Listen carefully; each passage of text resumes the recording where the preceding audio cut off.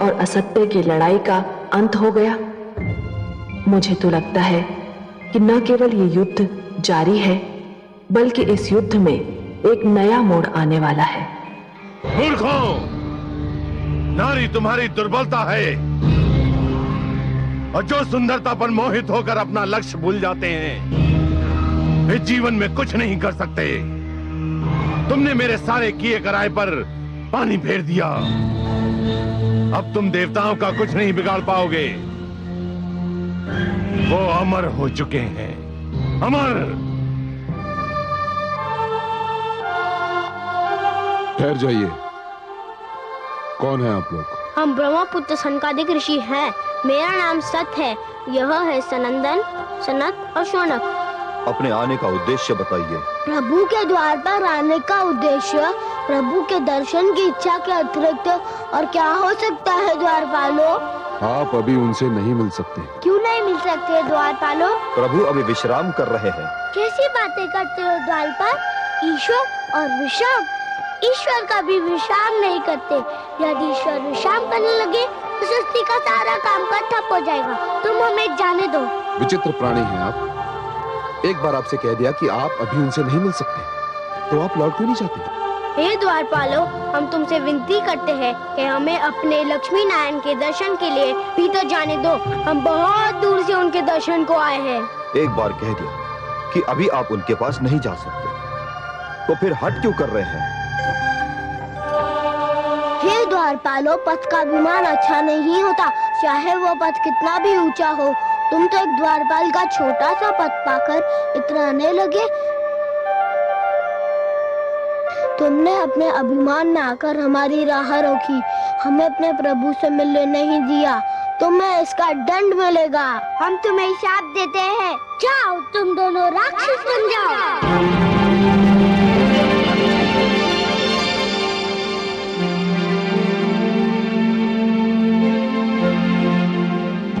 हे ऋषिगण, विष्णु लोक में आपका स्वागत है। हे प्रभु, इन ऋषियों ने हमें श्राप दे दिया। हम तो केवल अपने कर्तव्य का पालन कर रहे थे प्रभु। कर्तव्य पालन? कर्तव्य पालन का अर्थ यह तो नहीं कि आप मेरे और मेरे भक्तों के बीच दीवार बन जाएं। आप दोनों से घोर अपराध हुआ है और इस अपराध का दंड तो मिलना ही था। हे जय, हे विजय, जिस प्रकार वृक्ष और उसकी जड़ का नाता कोई नहीं तोड़ सकता, उसी प्रकार मेरे और मेरे दर्शनाभिलाषी के बीच कोई नहीं आ सकता।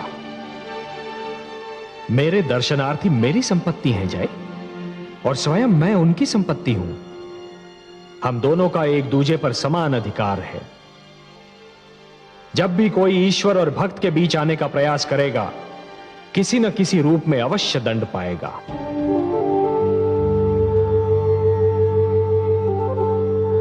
हे ऋषिगण, आपको विष्णु लोक में जो कष्ट हुआ, उसके लिए मैं स्वयं आपसे क्षमा मांगता हूं। हम धन्य हो गए प्रभु, आपके दर्शन हुए, हमारा जीवन सफल हो गया। हमारे जीवन का तो एक ही उद्देश्य है, आपकी आराधना और उपासना। आपको देखा तो हमारी नेत्रों की तृप्ति हो गई। प्रभु, उनसे कहिए कि हमें क्षमा कर दें। हे सर्वेश्वर, हमें इनके शाप से मुक्ति दिलाइए। नहीं विजय, यह नहीं हो सकता। ऋषि का शाप धनुष से निकला हुआ बाण होता है। उसे न रोका जा सकता है और ना ही वो लौट सकता है। हे ऋषिगण, मैं आपसे यह तो नहीं कह सकता कि आप इन दोनों को अपने श्राप से मुक्त कर दीजिए। इन मूर्खों से जो भूल हुई है उसके लिए वो दंड के पात्र तो हैं, पर इन्हें यह तो बताइए कि इन्हें यह दंड कब तक भोगना होगा। क्या आपके श्राप से मुक्ति पाने का कोई मार्ग नहीं है? हाँ है। हे सर्वेश्वर, हमारे शाप से मुक्ति पाने का एक ही मार्ग है। आपके द्वारपाल जय और विजय को हमारे शाप के कारण 3 बार राक्षस योनि में जन्म लेना होगा और तीनों बार आपसे वैर करना होगा, और वो तीनों जन्मों में आपके हाथों मृत्यु प्राप्त करनी होगी।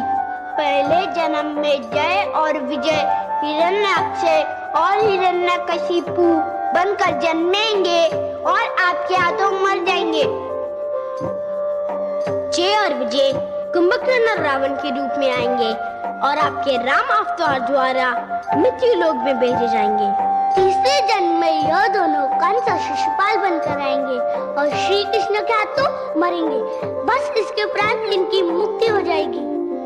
हे सर्वेश्वर, आपकी जय हो, जय हो। हे त्रिलोकीनाथ, आपको कोटि कोटि प्रणाम। हे ऋषिगण, आपका श्राप हमारे सिर माथे पर। हम आपका श्राप सिर झुकाकर स्वीकार करते हैं और मुक्ति मार्ग की खोज में निकलते हैं।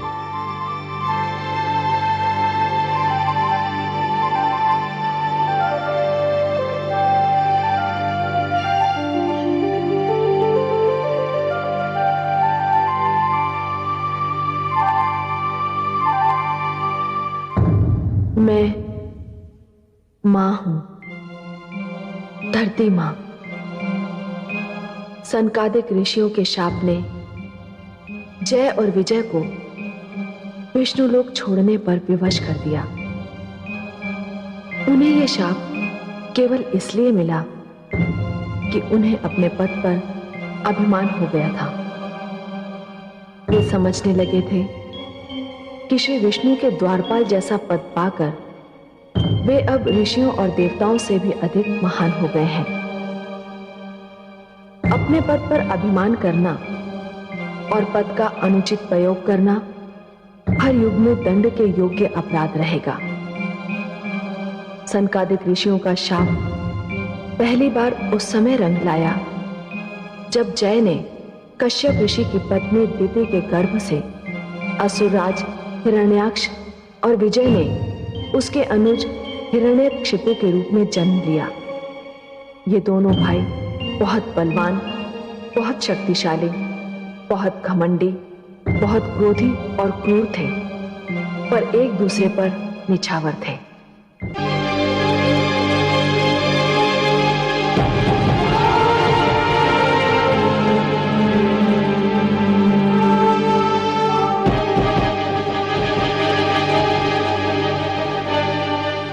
सावधान!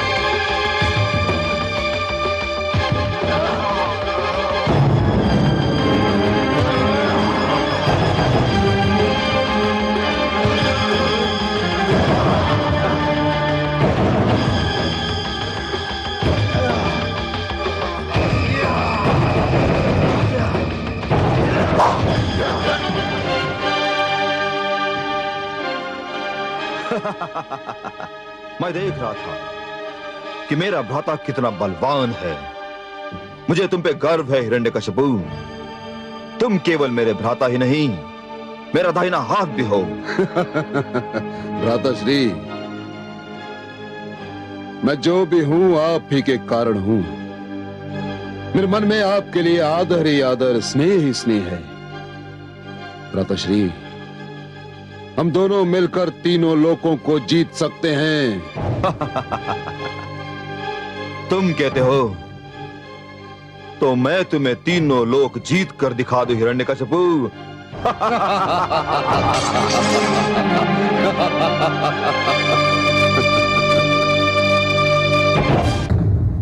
मैं मां हूं, धरती मां। हिरण्याक्ष ने तीनों लोग जीतने की धुन में संसार में आतंक का ऐसा बवंडर उठाया कि मानवता कराह उठी। वो बहुत अत्याचारी और निर्दयी राजा सिद्ध हुआ।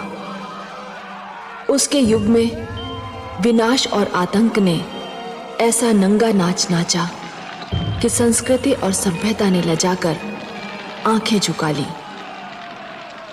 उसने जीवन की हर मधुरता को, हर सुंदरता को ऐसी निर्दयता से कुचला कि मैं घबरा गई। चारों ओर आग ही आग, रक्त ही रक्त दिखाई दे रहा था। वो निर्दयी मेरी ओर बढ़ा। मेरे तो प्राण सूख गए। शायद हर सत्ता के लोभी की भांति वो सबसे पहले मुझे प्राप्त करना चाहता था। मैं उसके भय से भागी, पर उसने मुझे पकड़ लिया। उसने मेरा अपहरण किया, मुझे मेरी इच्छा के विरुद्ध पाताल में ले गया। कोई राह न देखकर मुझ दुखियारी ने अपने स्वामी, अपने नाथ श्री विष्णु की स्तुति की। उन्हें रोकर पुकारा, और विष्णु तो हर दुखियारे मन की करुण पुकार सुनते हैं। मेरी पुकार सुनी। वे समझ गए कि यदि मुझे कुछ हो गया तो मानव बेघर हो जाएगा, मानवता का मंदिर गिर जाएगा। सो वो आए। वहां भी आए जहां केवल कीचड़ था, गंदगी थी। ऐसी जगह पर आने और मुझे बचाने के लिए उन्होंने वाराह जैसा रूप लेना भी स्वीकार कर लिया। यह उनका तीसरा अवतार था, जिसे इतिहास वाराह अवतार के नाम से जानता है। वे आए और उन्होंने मुझ अबला को असुरराज हिरण्याक्ष के पंजे से छुड़ा लिया और मानवता को बचाने, मानव का कल्याण करने के लिए हिरण्याक्ष का वध भी कर दिया। परंतु हिरण्याक्ष का वध भी आतंक का अंत नहीं सिद्ध हुआ। इस कहानी को तो आगे बढ़ना ही था। उसने संसार से विष्णु का नाम मिटा देने का प्रण कर लिया।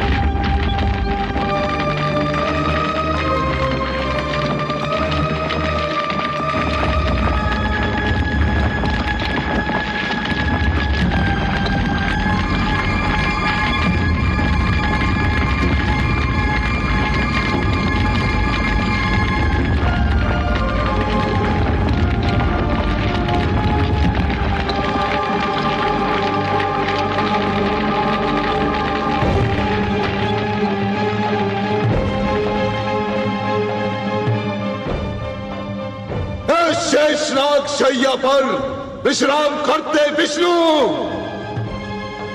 स्वयं को जीवन और मृत्यु का स्वामी समझने वाले विष्णु, सावधान सावधान हो जाओ। तुम्हें मेरे भ्राता श्री हिरण्याक्ष के रक्त की एक एक बूंद का मूल्य चुकाना होगा। तुमने जो घाव उनके शरीर पर लगाए थे, उसने उनके शरीर को ही नहीं मेरी आत्मा को भी छलनी छलनी कर दिया है। जब तक मैं तुमसे प्रतिशोध नहीं लूंगा, मैं चैन की श्वास नहीं लूंगा। अब मेरे जीवन का एक ही उद्देश्य है, प्रतिशोध, प्रतिशोध, केवल प्रतिशोध। यदि तुम में साहस है तो मेरी चुनौती स्वीकार कर लो, स्वीकार कर लो तुम। पुत्र, किससे प्रतिशोध लेने की बात कर रहे हो हिरण्यकशिपु? उसी से, उसी विष्णु से जिसने मेरे भ्राता को निर्दयता से मार डाला। माते, तुम्हारा तो केवल भाई था वो। मुझसे पूछो, जिसके नैनों की ज्योति था वो, जिसकी कोख से जन्मा था वो, जिसका पुत्र था वो। क्या तुम्हारा दुख मेरे दुख से भी महान है? नहीं पुत्र, मेरे दुख का तो अनुमान भी नहीं लगाया जा सकता, परंतु उसने एक ऐसा पाप किया था जो क्षमा योग्य नहीं था। क्या अपराध किया था मेरे भ्राता ने? उसने धरती का अपहरण किया था, एक नारी का अपहरण, और एक नारी का अपहरण अक्षम्य अपराध है पुत्र। अपहरण कोई अपराध नहीं माते, अपहरण तो हमारी असुर संस्कृति का एक अंश है। जिस संस्कृति का आधार अपहरण हो, जिस संस्कृति का अंश अपहरण हो, वो संस्कृति कभी पनप नहीं सकती पुत्र। उसका विनाश निश्चित है। अपहरण समाज का सबसे बड़ा अपराध है, पाप है। माते, शक्ति है हमारे पास, साहस है हमारे पास। जो वस्तु हमें सुहाती है हम उसे छीन लेते हैं। जिनकी भुजाओं में शक्ति है उनका उत्तरदायित्व भी उतना ही होता है पुत्र। वे नारी की रक्षा करते हैं, उसका अपहरण नहीं। नहीं माते, हमारी शक्ति पर कोई भी उत्तरदायित्व अंकुश नहीं लगा सकता। जो भी हमारी महानता के समक्ष सिर नहीं झुकाएगा हम उसे कुचल देंगे। जो भी हमारी आज्ञा का पालन नहीं करेगा उसका भी वही परिणाम होगा जो धरती का हुआ। तो फिर ये भी जान लो पुत्र कि जो ऐसा अत्याचार करेगा उसका परिणाम भी वही होगा जो पुत्र हिरण्याक्ष का हुआ था।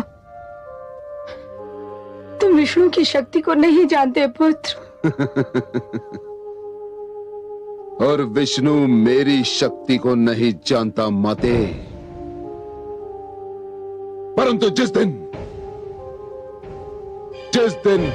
मैं उसे उसकी शेष शैया से नीचे घसीट लूंगा, उसके सिंहासन को डामाडोल कर दूंगा, उस अभिमानी से उसकी सारी शक्ति और देवताओं से उनका प्रताप छीन लूंगा। उस दिन माते, उस दिन वो मेरी शक्ति जान लेगा, भली भांति जान लेगा। ऐसा मत कहो पुत्र, ऐसा मत कहो।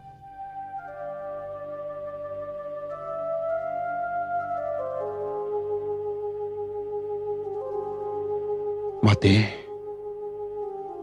तुम्हारी सौगंध, मैं इस सृष्टि से विष्णु का नाम मिटा दूंगा। मैं उसके किसी भी नाम लेवा को जीवित नहीं छोड़ूंगा। सेनापति विडाल, आज्ञा असुरराज।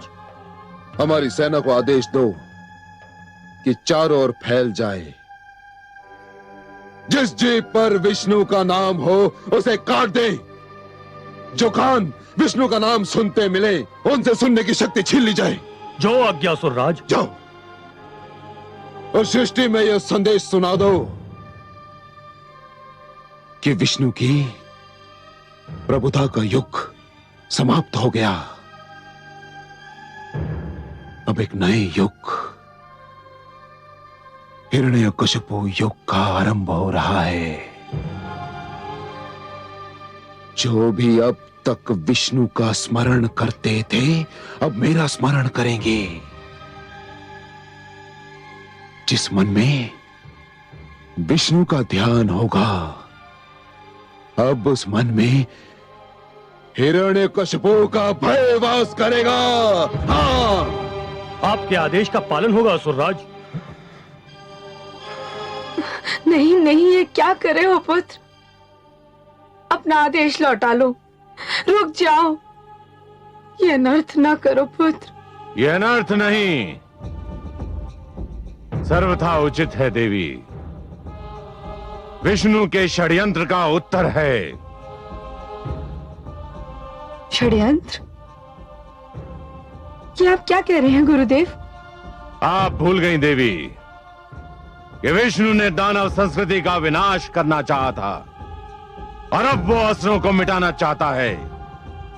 इसीलिए उसने सबसे पहले आपके ज्येष्ठ पुत्र हिरण्याक्ष का वध कर डाला। तो आपने उसे जीवित कर दिया होता। आपके पास तो संजीवनी मंत्र था। मैं जीवित कर देता, मैं अवश्य जीवित कर देता आपके पुत्र को, परंतु उसे विष्णु ने स्वयं मारा था और जिसे विष्णु स्वयं मार डाले उसे पुनर्जीवित करना असंभव है। मुझे खेद है देवी कि मैं आपके पुत्र हिरण्याक्ष को पुनः जीवित करने में असमर्थ रहा।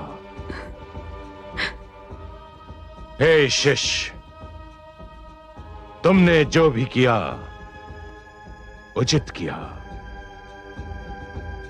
पर इससे केवल विष्णु को स्मरण करने वालों का ही सर्वनाश होगा। विष्णु का कुछ नहीं बिगड़ेगा। गुरुदेव, ये तो मेरे अभियान का पहला चरण है।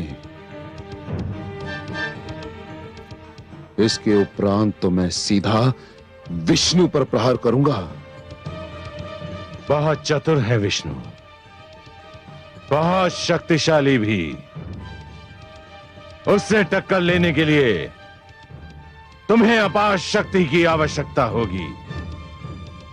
वो ज्वाला है, तुम्हें ज्वालामुखी बनना होगा।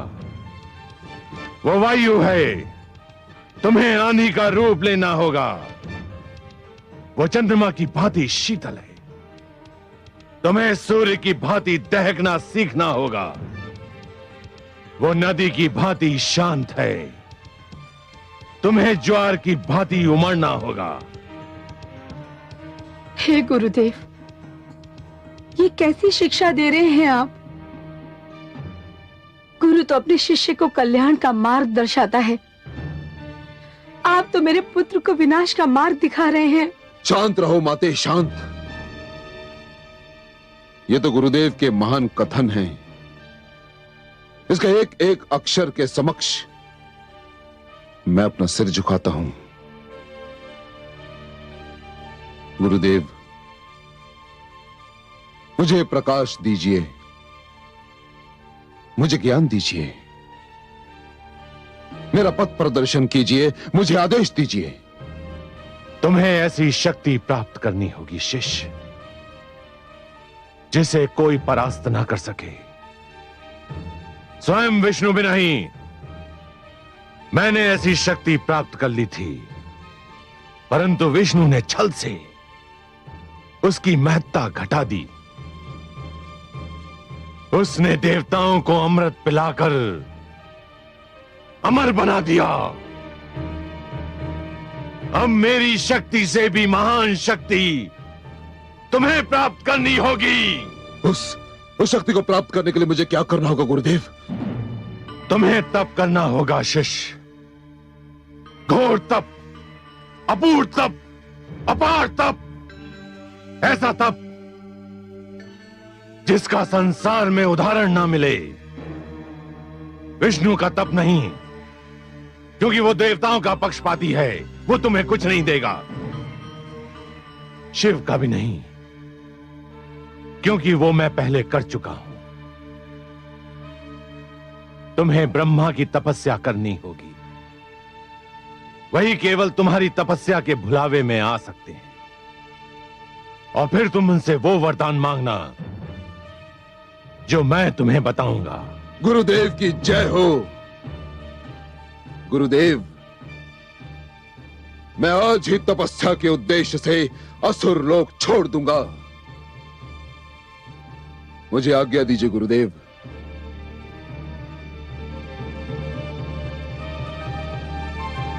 प्रणाम माते।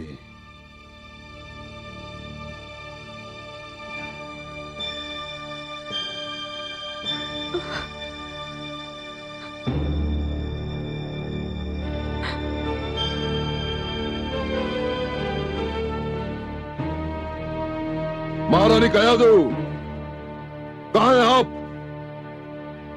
महारानी कयादू,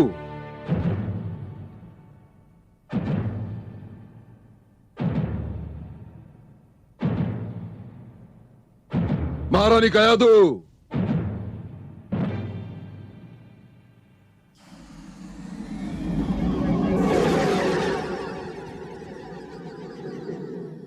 महारानी कयादू,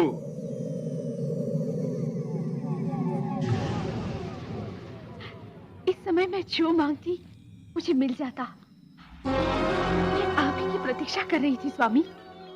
मुझे आपको एक शुभ समाचार देना था।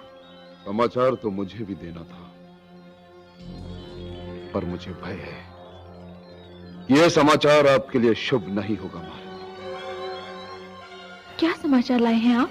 शिष्टाचार की मांग है कि शुभ समाचार पहले सुन लिया जाए। पहले आप कहिए, क्या समाचार है आपके पास? आप पिता बनने वाले हैं। स्वामी, आप प्रसन्न नहीं हुए? कौन व्यक्ति पिता बनने का समाचार सुनकर प्रसन्न नहीं होगा महारानी? पर अशुभ समाचार यह है कि मैं अपने पुत्र के जन्म तक यहां रुक नहीं सकता। क्या आप कहीं जा रहे हैं? हाँ प्रिय, मैं जा रहा हूं विष्णु से प्रतिशोध लेने की शक्ति को प्राप्त करने। तपस्या पर जाने से पहले मैं तुमसे विदा लेने आया था। मुझे तनिक भी ज्ञान नहीं कि तप सफल होने में मुझे कितना समय लग जाए। स्वामी, आप मुझे इस अवस्था में छोड़कर चले जाएंगे? विवशता है प्रिय, विवशता। मैंने प्रण ले लिया है। और मेरी रक्षा कौन करेगा? आप मुझे किसके आश्रय छोड़े जा रहे हैं? जब तक आप नहीं आएंगे तब तक मैं क्या करूंगी? आपकी रक्षा में कोई कमी नहीं रहेगी महारानी। सेनापति विडाल, आज्ञा सुराज। मैं गुरुदेव के आदेशानुसार तप करने के उद्देश्य से असुर लोग छोड़कर जा रहा हूं। महारानी कयादू की रक्षा का उत्तरदायित्व मैं तुम्हें सौंपता हूं, क्योंकि असुर लोक में मेरे उपरांत सबसे बलवान और शक्तिशाली तुम हो विडाल। मेरे लौट कर आने तक तुम इनकी रक्षा करोगे। किंतु ये जान लो विडाल कि यदि तुमने कोई चूक की तो मेरे दंड से बच नहीं पाओगे। यदि मैं महारानी कयादू की रक्षा में असफल रहा सुराज, तो आप मुझे दंड देने के लिए जीवित ही नहीं पाएंगे। जब तक मेरे शरीर में एक भी सांस और रक्त की एक भी बूंद शेष है, मैं महारानी कयादू की रक्षा का वचन देता हूं। विडाल, मुझे तुमसे यही आशा। हमारे दूसरे आदेश का क्या हुआ? सैनिक चारों ओर फैला दिए गए हैं। विष्णु के विरुद्ध अभियान आरंभ हो चुका है। आपकी जय हो असुरराज।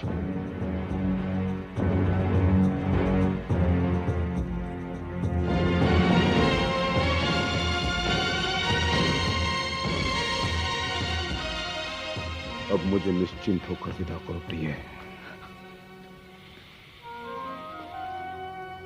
जब मैं लौट कर आऊंगा तो मेरे पास इतनी शक्ति होगी कि कोई मेरे परिवार की ओर आंख उठाकर देखने का साहस भी नहीं करेगा। मुझे विदा करो।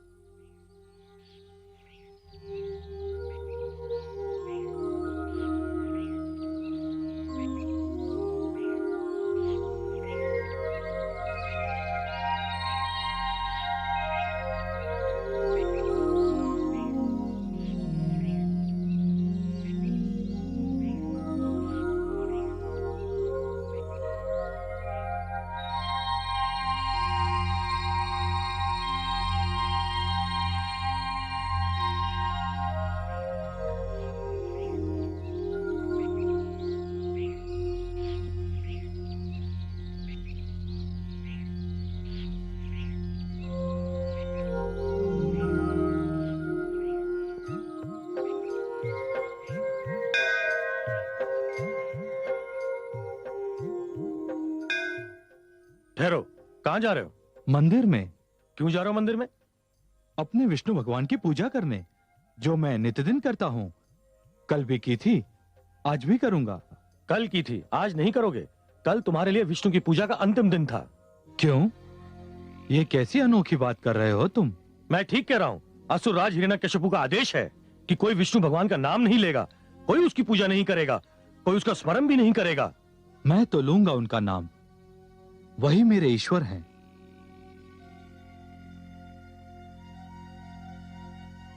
ठहरो, तुम अंदर नहीं जा सकते। हे सेनापति, देखिए आपका सैनिक कैसी विचित्र बात कह रहा है। यह कह रहा है कि मैं अपने विष्णु के मंदिर में प्रवेश ना करूं। आप इसे समझाइए कि विष्णु का नाम तो मेरे रोम रोम में बसा हुआ है। अच्छा, तो तुम्हारे रोम रोम में बसा हुआ है विष्णु का नाम।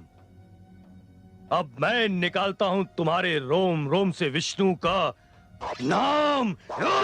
विष्णु! हे सर्वेश्वर! क्या बात है प्रिय? कोई इतना निर्दयी कैसे हो सकता है? एक वृद्ध असहाय मनुष्य पर इतना अत्याचार। कमल नयन, हिरण्यकशिपु आप पर क्रोधित है, पर क्रोध उतार रहा है निर्दोष मानव पर। आपकी क्रोधाग्नि कब भड़केगी? आप किस बात की प्रतीक्षा कर रहे हैं? समय की महादेवी, समय की। किस समय की? उस समय की जब हिरण्यकशिपु की गागर भर जाए। समय? गागर? मैं आपकी बातें समझने में असमर्थ हूं जगदीश्वर। महादेवी, अभी तो हिरण्यकशिपु के पाप की गागर में दुष्कर्म की पहली बूंद गिरी है। इसके भर जाने की प्रतीक्षा तो करनी होगी ना? उस समय की प्रतीक्षा कर रहा हूं मैं। पर वो ये जानते हुए कि हिरण्याक्ष अपराधी था, आपसे शत्रुता पर कमर कस रहा है। हाँ महादेवी, हर एक को मरने के लिए कोई ना कोई बहाना तो ढूंढना ही पड़ता है। हिरण्यकशिपु ने मेरी शत्रुता को वो बहाना बना लिया है।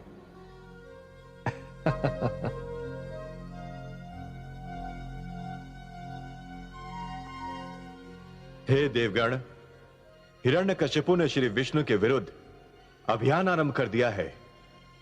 हमें चुप नहीं बैठना चाहिए। परंतु देवेंद्र, हिरण्यकशिपु भला हमारे भगवान विष्णु का क्या बिगाड़ सकता है? राई कभी पर्वत के सामने टिक नहीं सकती देवराज।